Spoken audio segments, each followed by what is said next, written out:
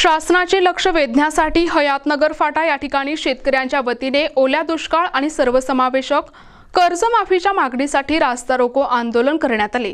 या आंदोलनात परिसरातील शेकडो शेतकरी बांधवांनी सहभाग नोंदवला।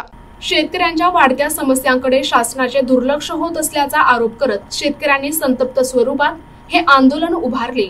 ओला दुष्काळ, पिकांचे नुकसान, वाढती कर्जाची परतफेड आणि थकीत वीज बिल या अनेक मुद्द्यांवर शासनाने तातडीने उपाययोजना कराव्यात अशी मागणी करण्यात आली। शेतकऱ्यांच्या वतीने शासनाला निवेदन देण्यात आले असून मागण्या पूर्ण न झाल्यास आंदोलन आणखी तीव्र करण्यात येईल अशी चेतावणी शेतकरी नेते आबासाहेब सबंडकर यांनी दिली आहे। त्यांच्या वक्तव्याने उपस्थित शेतकऱ्यांनी घोषणाबाजी करत शासनाविरोधात तीव्र नाराजी व्यक्त केली।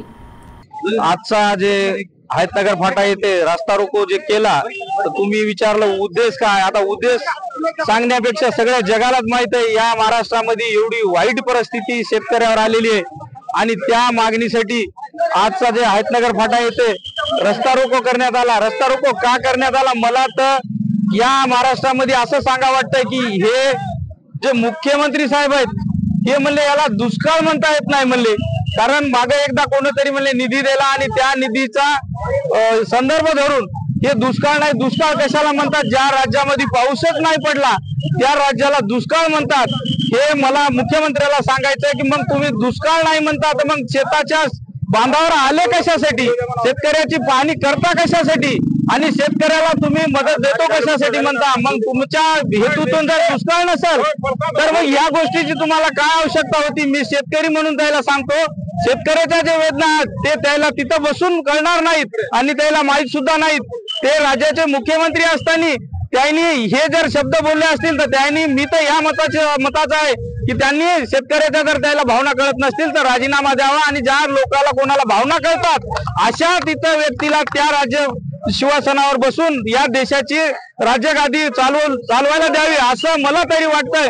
म्हणून मी या शासनाला एवढं या माध्यमातून सांगतो की आमच्या जे मागण्या आहेत, कर्जमाफी, शेतकऱ्याचे जे शेतीचे नुकसान झाले त्याच्यासाठी आम्ही मागणी करीत आहोत। शेतकऱ्याच्या लेकराला आज फीस भरायला पैसे नाही, दिवाळी तोंडावर आलेले, दसरा होऊन गेला आणि शेतकरी खूप अडचणीत आहे। म्हणून आम्हाला एक दिवस तरी त्या नेपाळ सारखं या रस्त्यावर उतरावं लागेल, हे एवढं या प्रसंगी मी सांगतो। माझं 60 वर्ष वय आहे तरी पण मी शेतकऱ्याच्या मागणीसाठी हा प्रश्न लावून धरतो आणि या मागणीला मी नेहमी कुठपर्यंत जरी जायची गरज आली तरी मी शेतकरी म्हणून ह्या मागणी सोबत राहणार आहे, एवढं सांगतो आणि थांबतो। जय हिंद, जय महाराष्ट्र।